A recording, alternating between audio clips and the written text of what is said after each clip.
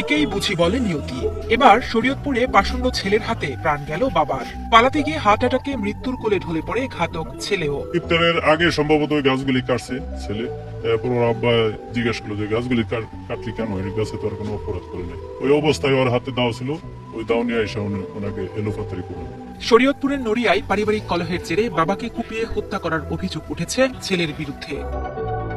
গত 23 মার্চ রাতে উপজেলার মুক্তারের চর ইউনিয়নে ঘটে লোমহর্ষক এই ঘটনা। এদিকে ঘাতক রুবেলের বোন হুমেলা জানান, তার বাবা মকবুল হোসেন মোল্লার সাথে তার ভাইয়ের কোনো দ্বন্দ্ব ছিল না। পরে শুনছি যে আব্বুর কোবাইছে।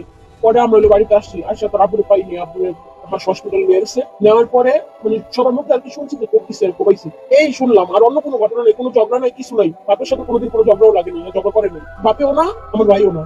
আগে পরে যদি কোনো কাহিনী থাকতো তাহলে বলতাম যে আগে পরে এই ঘটনা আছে, এই ঘটনার কারণে এই কাজগুলো হয়েছে, কোনো সমস্যাই আসলে না। স্থানীয়রা জানান, বাবা মকবুল হোসেন মোল্লা প্রথম স্ত্রী মারা যাওয়ার পর দ্বিতীয় বিয়ে করেন তিনি। তারপর থেকেই প্রথম স্ত্রীর ছেলে রুবেল মোল্লার সঙ্গে মকবুল হোসেনের কলহ সৃষ্টি হয়। এরপর থেকেই বাবা ছেলে থাকতেন আলাদা। গত 23 মার্চ ইফতারের পর নামাজে যাওয়ার সময় আম গাছ কাটা নিয়ে বাবার সাথে ছেলের কথা কাটাকাটি হয়। এক পর্যায়ে বাবাকে কুপিয়ে রক্তাক্ত করে দৌড়ে পালানোর চেষ্টা করেন রুবেল মোল্লা। পরবর্তীতে বাবার রক্তাক্ত দেহ ফেলে দৌড়ে পালিয়ে যাওয়ার সময় বাড়ির পাশে একটি ফসলি জমির মাঠে পড়ে গিয়ে মৃত্যু হয় পাষণ্ড ছেলেরও। তখন আমার কাকা আসলো, ছেলের সাথে কথা বলতেছে। ছেলে কোনো উত্তর দেয়নি। উত্তর না দেওয়ার কারণে আবু কুসুম করে জামা কাপড় আনলো, বাইরে নানার পর ঘরে আসলো। আর আমি গেলাম আমার ছাগল মারতে। বান্ধি দেওয়ার সময় দেখি শব্দ শুনলাম দুপুর দুপুর। শোনার পর আমি বাইরেছি। আমি মনে করলাম তো আবার আম গাছ কেটে লাগি দুপুর বেলা দিক করে না, মারামারি লেগে গেল। ঘুরতে আসতে দেখি এই পাশে কাটার পরিবেশে কোবাইছে, আর স্পোর্ট থেকে পড়ে গেল। আশেপাশের যারা ছিল দেখে ওনারা হাসপাতাল নিয়ে গেল। এরপরে ঘরে ঢুকছে, দুইটা সম্ভবত যে তালা মারছে, তালা মাইরা খালি গায়ে ওদিকে দৌড় দিছে। সম্ভবত যে ক্ষেতের ভিতরে আমরা এসে দেখলাম লাশ পড়ে রয়েছে।